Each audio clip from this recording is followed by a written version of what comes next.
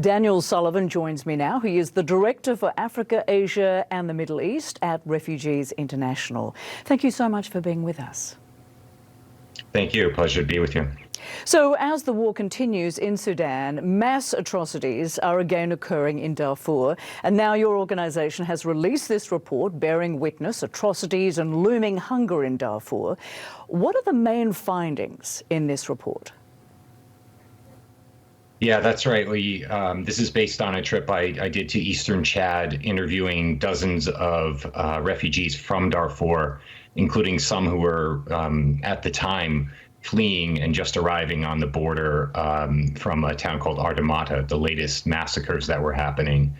And, the stories that I heard were just horrific. And people being house-to-house searches, people being summarily executed, sexual assaults happening, and people being targeted because of their ethnicity, being called Black Africans. And it was really, for me, for somebody who worked on at Save Darfur some 20 years ago, it was eerily reminiscent of what I heard at that time in the genocide that was happening. So the main finding is that mass atrocities are happening again, and they're ongoing in Darfur and in other parts of Sudan, and that there really is an urgent need for the international community to step in and step up pressure to stop those atrocities and to get aid in.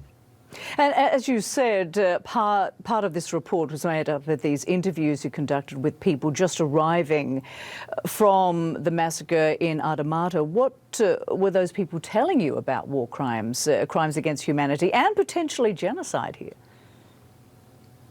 Yeah, as I mentioned, there's echoes of the genocide from 20 years ago. At that time, the infamous Janjaweed, the devil on horseback, the rapid support forces that have descended from them are the ones who, and them and allied militias, are attacking, and they're attacking based on the ethnicity, the tribes of the people. They're asking about that identity, going house to house, burning places. People telling me about people being thrown into fires. The men being targeted or women targeted for sexual violence.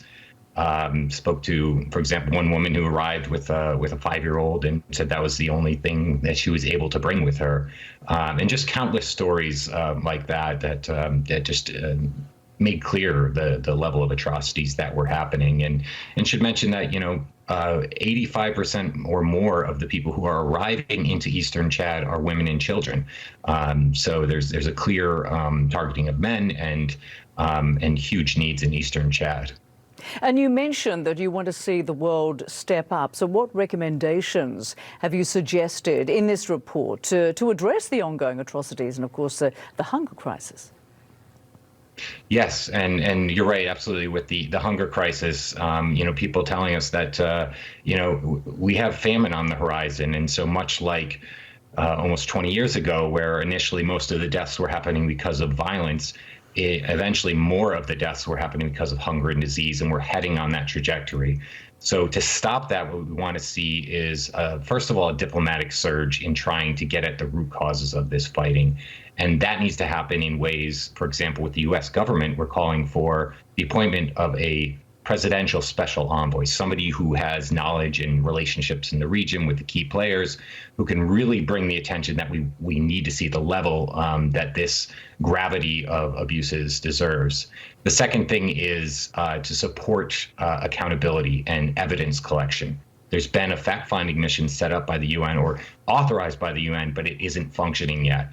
And then finally, for all those people who are suffering now, the 10 million people who have been displaced in the largest displacement crisis now in the world, and the 500,000 who came across the border into Eastern Chad, and others, hundreds of thousands others to other countries, to find ways to get aid in and to surge that aid, because that's one thing. Getting aid into Sudan is very difficult, but getting aid into Eastern Chad and other places where people have fled doesn't have the same barriers. Yet what we found there was a really overwhelmed and under-resourced response. So there really needs to be a surge in resources to save lives now. Dan Sullivan, thank you so much for joining us. Appreciate it. Thank you.